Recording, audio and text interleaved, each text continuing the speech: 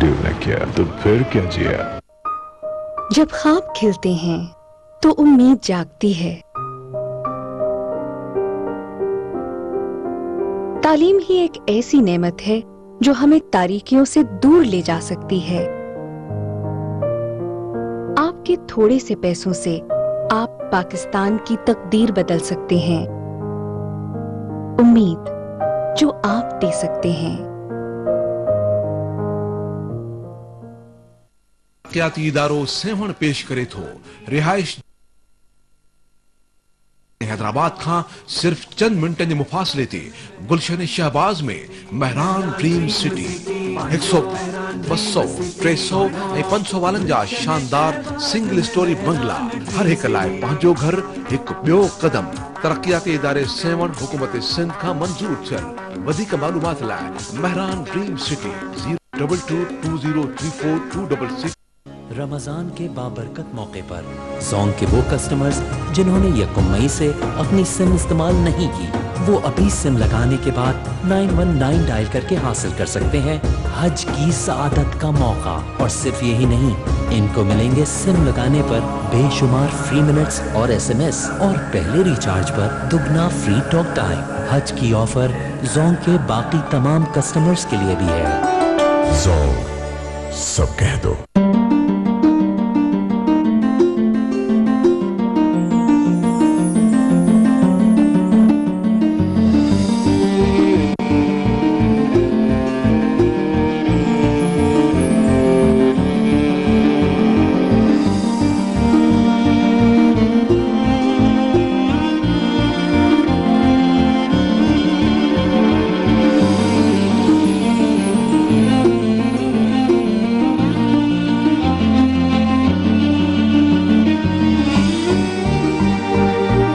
अगर कुछ अच्छा करने में दाग लग जाए तो दाग तो अच्छे हुए ना।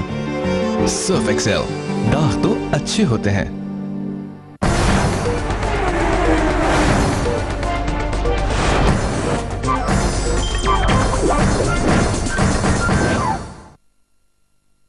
अगड़म बगड़म जस जसा का और सुना का घंटा का झूम। अब आप इस सिम से सिर्फ 3 रुपए 99 पैसे फी घंटा में बात कर सकते हैं। बॉस, घंटा पैकेज तो यूफोन 1 साल से दे रहा है। चुप चुप कर। मैं तो चुप कर जाऊंगा, पर वो नहीं।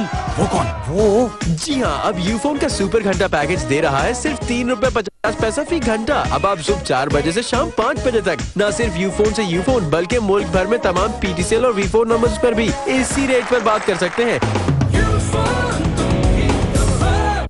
बॉस, फोन पे कह दो मुझे डिग्री मिल रही है, मेरा बाप गांव में सुन रहा है। झूठ बोल रहा है, कोई डिग्री नहीं मिल रही। चुप है, तीसरी फेल।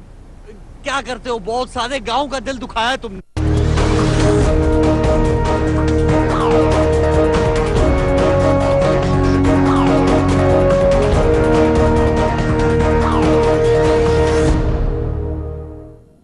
वेलकम बैक नाजरीन।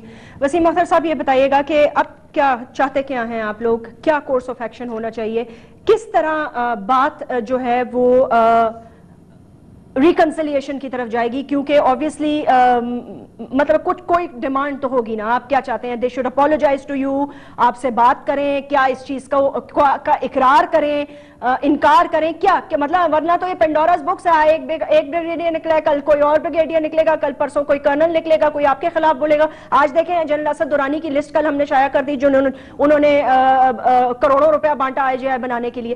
तो मतलब ये तो फिर चलता रहेगा सिलसिला।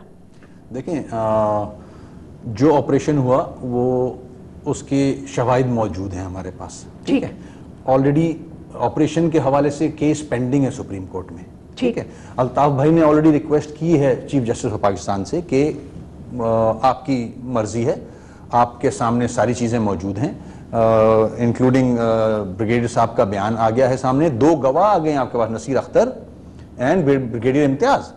तो ये 2 गवाहें, बल्कि मैं तो कहूंगा चौधरी शुजात साहब भी अब गवाह बनते हैं, जो कि कल या परसों उनका स्टेटमेंट था कि जो मरगला हिल्स के नीचे कुछ लड़कों को मार के दफनाया गया, ठीक है। ये 60 activist of MQM buried in Margalla hills, Chaudhary Shujaat, ठीक है। तो ये तो गवाह आ गए सारे। तो क्यों ना हम अपनी तारीख को भी ठीक कर लें, और जिन्होंने गलतियां की हैं माजी में, आज वो भी इक्तदार में हैं اور کچھ آنے کی کوشش کر رہے ہیں تو ان کو کیوں نہ ہم سٹریٹ کر لیں. ہم مقروض ہوئے ہیں پوری دنیا کی. What is the point? What exactly do you want? کہ سپریم کورٹ اس چیز کا Yes, of course. They should take suo moto on this. This is my request. My party's request. ٹھیک ہے کہ ریکارڈ سٹیٹ کریں, پاکستان کے عوام کو ریلیف پہنچائیں. اربوں روپے کے لوگوں نے قرضے لیے ہوئے, وہ قرضے واپس لے کے آئیں. اس کا آپریشن سے کیا تعلق ہے؟ میں تو ساری چیزوں کی بات کر رہا ہوں. آپریشن تو اپنی جگہ ہے, ہمارا پیٹیشن پینڈنگ ہے. آپریشن پہ ایکشن لیں, بالکل لے لیں. جو ذمہ دار ہیں, جو اس وقت کے سیاسی لوگ جنہوں نے سیاسی فائدہ اٹھایا. دیکھیں میں نے بتایا آپ کو, ہم نے ریزگنیشن پیش کیا. جب اسپیکر ریزگنیشن نہیں ایکسپٹ کر رہا ہے, اس کا مطلب ہے سیاسی معاملہ ہے پیچھے, سیاسی فائدہ اٹھانا چاہتے ہیں لوگ. نواز شریف صاحب اس وقت وزیر اعظم تھے, 2/3 میجورٹی تھی. ان کو چاہیے تھا ٹیلی ویژن پہ آتے. اگر ایجنسی ان کے قابو میں نہیں تھی, اگر چیف آف آرمی اسٹاف ان کے قابو میں نہیں تھا, تو کم از کم ہم کولیشن پارٹنر تھے, ٹی وی پہ آتے اور عوام کو بتاتے کہ میرے قابو میں نہیں ہے یہ فوج, میرے قابو میں نہیں ہے ایجنسیاں, اب میری عوام کے ساتھ ظلم ہو رہا ہے, قتل و غارت ہو رہی ہے. یہ تو کہہ سکتے تھے. سب کانفیڈنس میں لیتے, بالکل لیتے, سب خاموش بھوکے بیٹھے رہے. ٹھیک ہے. صدیق الفاروق صاحب, انہوں نے کہا کہ اس وقت کے پرائم منسٹر کم از کم آ کر یہ تو کہہ سکتے تھے کہ یہ سب کچھ میرے قابو میں نہیں ہے. I am not part and parcel of this. جو بھی کر رہے ہیں chief of the army staff اپنے تئیں کر رہے ہیں, اور یہ ایجنسیاں بھی میرے قابو میں نہیں ہیں. جی صدیق الفاروق صاحب, آواز نہیں آ رہی. آواز آ رہی ہے آپ کی آواز نہیں آئی. اچھا صدیق, اب آ رہی ہے. اچھا, آپ نے وسیم اختر صاحب کی بات سنی؟ سنیں جی. وہ یہ کہہ رہے ہیں کہ پرائم منسٹر اس وقت کے کم از کم پاکستان ٹیلی ویژن پر یا کسی نہ کسی طرح اخباروں کے ذریعے یہ تو کہہ سکتے تھے کم از کم آ کر کہ میں یا میری کوئی سیاسی جماعت یا کوئی سیاسی مقاصد اس میں ملوث نہیں ہے. یہ اسٹیبلشمنٹ, یہ chief of the army staff میرے کنٹرول میں رہی نہیں ہے. بہت شکریہ. وسیم اختر صاحب بڑے ہی سادہ ہیں, اتنے سادہ ہیں کہ میں سمجھ نہیں آتی کہ یہ ہوم منسٹر بھی رہے ہیں اور اب پارلیمنٹ میں ہیں. اس وقت تو بہت سے پہلے سے یہ سارے تجزیے اخبارات میں بھی چھپ رہے تھے کہ general Pervez Musharraf is up to سم تھنگ. اور جب 111 بریگیڈ تبدیل ہو گیا, سن لیجئے, اور جب یہ سارے معاملات سامنے آ رہے تھے, سن لینا. صدیق الفاروق صاحب, آپ پرویز مشرف اس وقت chief of the army staff نہیں تھے. کب؟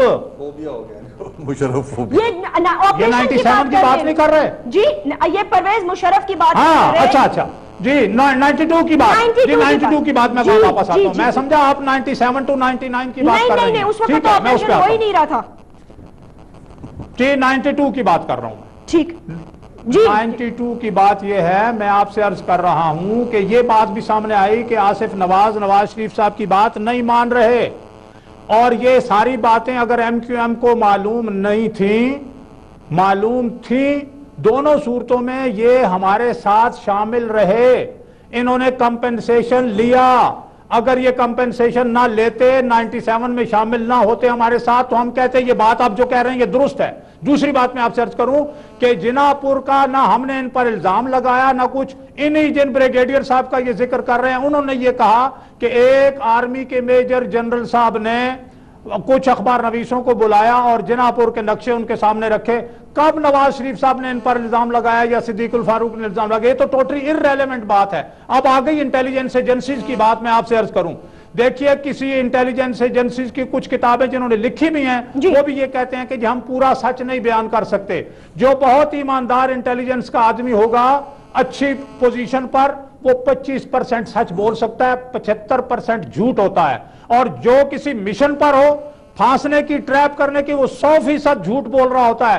اس وقت ایجنسی والے کہیں ممتاز ملک آ گیا جس کی بیک گراؤنڈ اتنی بری ہے اور جو کرپٹ ہے, فائنینشلی, انٹلیکچولی, مارلی کرپٹ آدمی, جو انڈیا چلا گیا.